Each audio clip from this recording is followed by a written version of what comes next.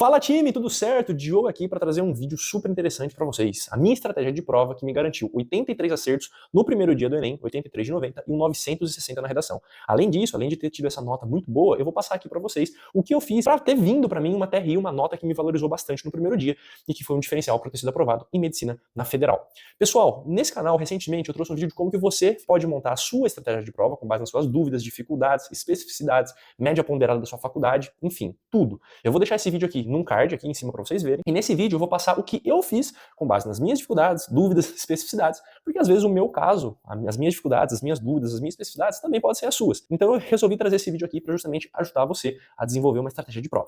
Pessoal, primeiro dia do Enem, linguagens humanas e redação.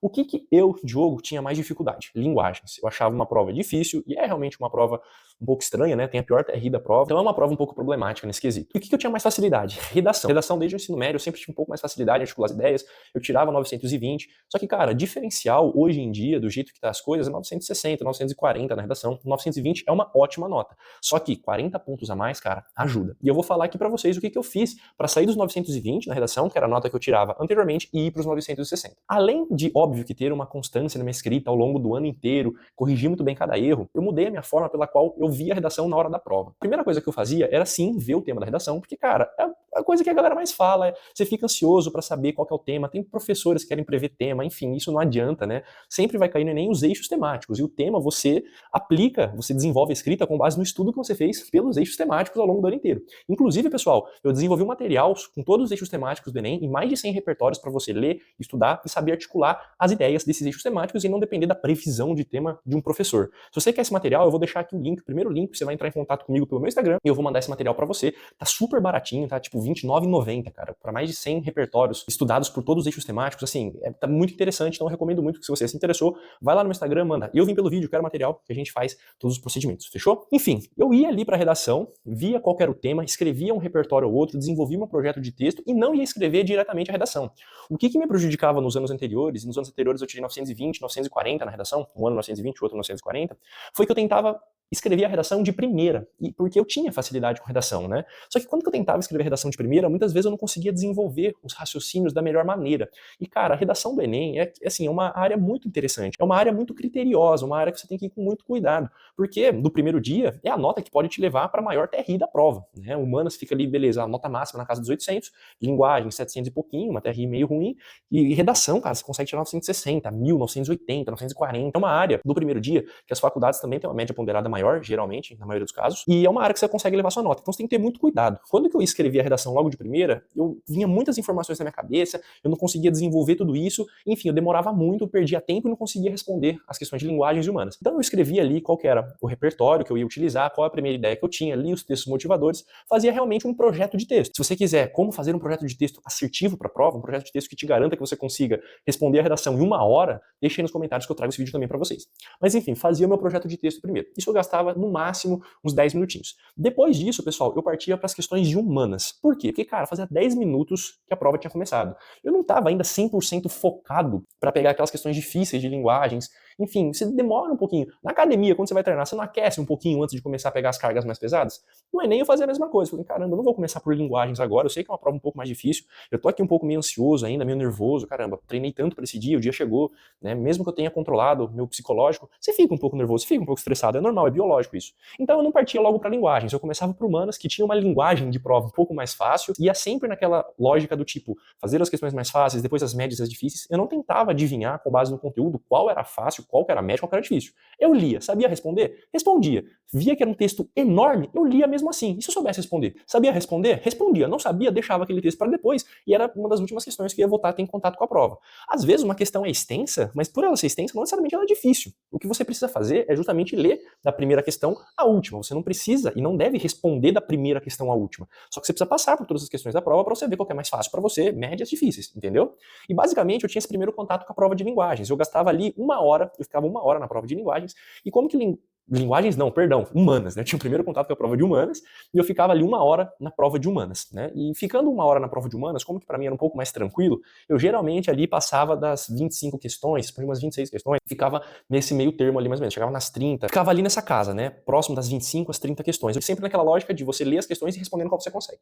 Depois de ficar 1 hora na prova de humanas, eu voltava para redação. Eu não ia ainda para linguagens. Depois de 1 hora de prova, eu já ter feito um projeto de texto de redação, eu já tinha aquecido minha cabeça, já tinha aquecido meu cérebro e já tinha organizado minhas ideias para ser escritas na redação. Aí sim eu começava a escrever a redação, eu conferia meu projeto de texto, eu dava uma outra lida nos textos motivadores para ver se meu projeto de texto estava alinhado com o que a banca estava esperando que eu escrevesse e começava a escrever a redação. Eu não passava rascunho, porque para mim não dava certo. Óbvio que eu treinei isso ao longo do ano inteiro, que é uma coisa que eu falei nesse vídeo aqui sobre estratégia de prova. Você precisa treinar a sua estratégia de prova ao longo do ano inteiro para executá-la no dia do Enem.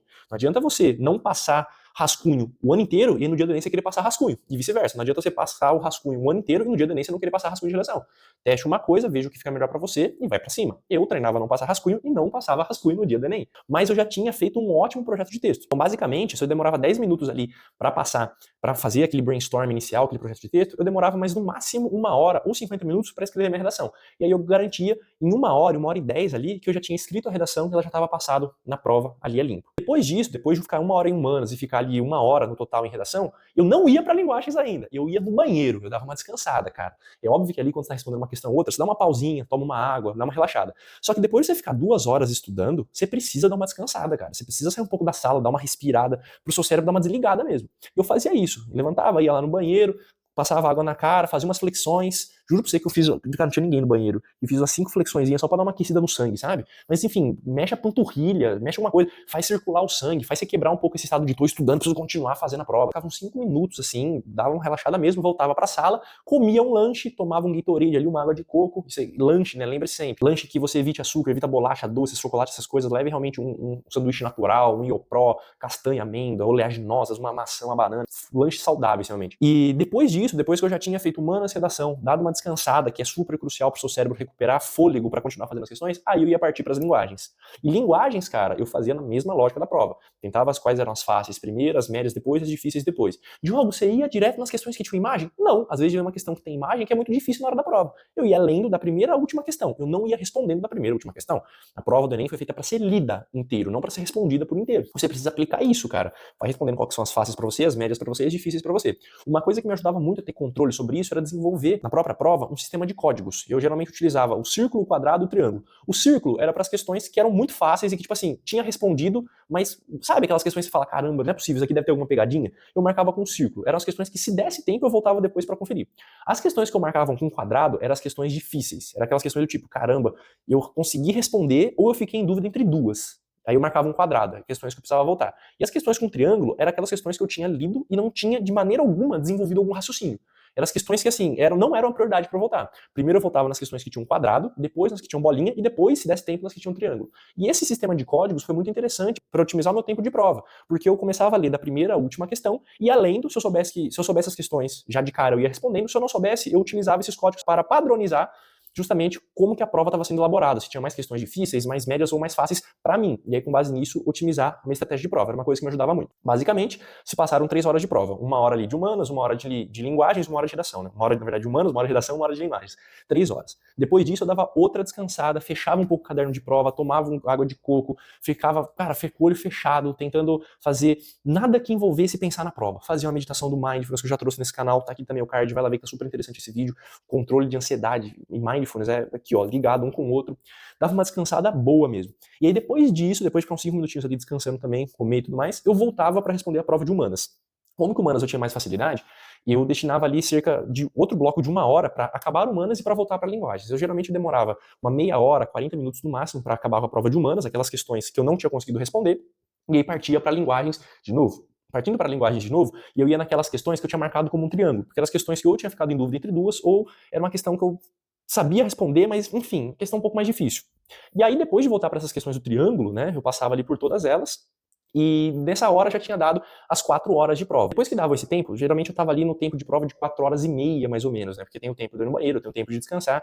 Então, quando eu estava acabando esse outro bloco de 1 hora, que é finalizar as questões de humanas e ir para a linguagem, estava ali mais ou menos com 4 horas e meia de prova.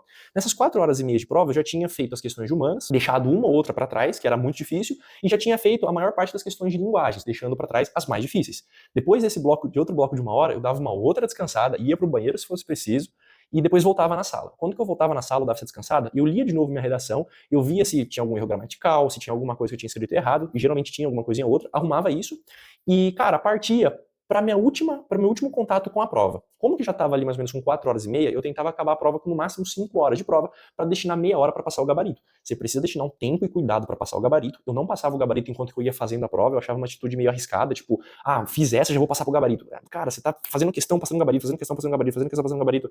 É muito fácil pra você errar e confundir as questões. Então eu deixava meia hora, tempo para destinar com muita calma para passar o gabarito. E nessas horas, nesse intervalo, né, das 4 horas e meia de duração de prova, que era geralmente o que eu tava depois de passar por tudo isso, para as 5 horas e meia, né, tinha um bloco ali de meia hora, que era das 4 horas e meia para 5 horas de prova, e nessa meia hora eu voltava nas questões mais difíceis da prova, aquelas questões que eu tinha marcado que eu não sabia mesmo o raciocínio, que estava muito complicado, e se desse tempo voltava naquelas questões que eu falava, putz, será que isso aqui é uma pegadinha?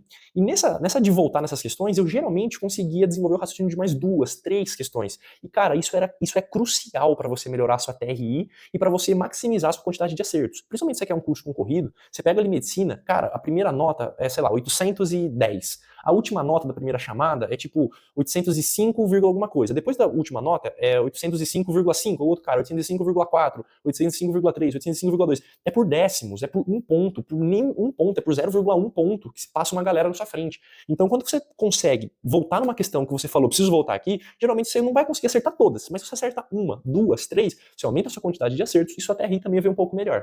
E aí nisso, pessoal, depois que eu voltava nesses contatos com a prova de linguagens humanas, dava 5 horas ali de prova mais ou menos, e das 5 horas a 5 horas e meia, faltava mais meia hora, eu destinava para passar pro gabarito com muita calma, com muito cuidado para não errar nenhuma questão e também para reler de novo minha redação, ver se precisava fazer alguma breve alteração e tudo mais.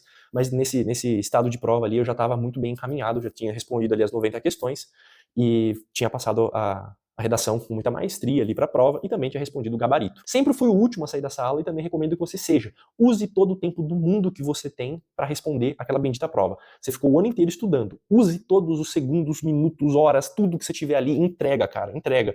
Sobrou 10 minutos, você não passou no gabarito ou uma questão, volta, tenta responder aquela questão. Se você responde aquela questão, é a questão mais difícil da prova, pode melhorar 2 décimos da sua nota. Já ajuda, já ajuda. Em cursos muito concorridos já ajuda, sabe? E óbvio, pessoal, estratégia de prova é algo individual. Às vezes eu tenho uma semelhança ou outra com você. Mas isso não é para você seguir a risca, né? O que eu fiz aqui. Novamente falando, eu gravei um vídeo aqui nesse canal te ensinando como você pode montar sua própria estratégia de prova. Essa foi a minha com base nas minhas dificuldades. Se você tem uma dificuldade parecida, tente fazer algo parecido, mas desenvolva a sua, treine a sua. Fechou, pessoal? E antes de acabar o vídeo, eu queria só falar para vocês que eu e meu sócio Natan, nós criamos uma página de educação, a Iceberg Educação, uma comunidade que nós preparamos você para desempenhar muito bem no vestibular, fazendo lives de revisão, ensinando como você pode aplicar a neurociência ao processo de estudar e divulgando também um monte de materiais gratuitos. Link para você entrar na nossa comunidade está aqui na descrição. Ademais, você também encontra na descrição os cupons dos cursos que eu fiz que me ajudaram a passar em medicina com descontos. Todos estão com os intensivos abertos e você, indo pelo esse meu link aqui, aplicando o meu cupom, você consegue um descontinho também para se preparar. Fechou, pessoal? Deixem nos comentários sugestões, críticas, o que vocês querem ver aqui no canal, que com toda certeza eu vou ler com muito cuidado e anotar. Abraço, bons estudos, conte comigo, fique com Deus.